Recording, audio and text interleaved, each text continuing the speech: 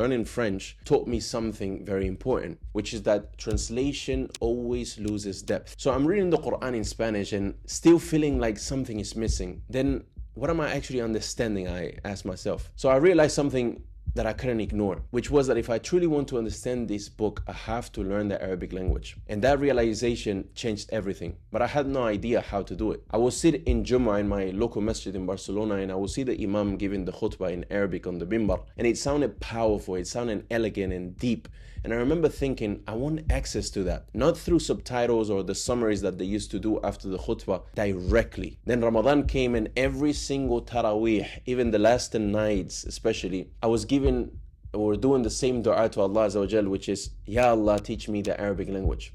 And the thing is, learning languages wasn't something foreign to me. I already spoke 4 languages at that time, even though my English wasn't that good. So we just gotta say because is a real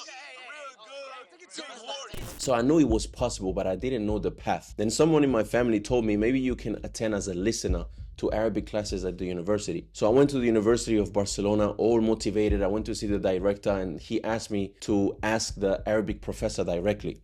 So I came the day of the lesson, and as the students were walking in, I got stopped at the door. So he asked me, what are you doing here? And I explained to him, just for him to close the door on my face. And I was so frustrated. I remember walking, out the university, so frustrated, ashamed. And I felt rejected, obviously. And I was thinking, I have the sincerity, I have the desire, but I don't have the structure. And without the structure, what happened is that motivation died. So after I was rejected, I kind of lost motivation and zeal. And this is what happens to a lot of us. It's not that we are not serious, but we lack the way, the path and the structure to follow to actually learn the Arabic language. So subhanAllah, for me, later on, Allah Azza wa Jal put somebody in my life while I was in France.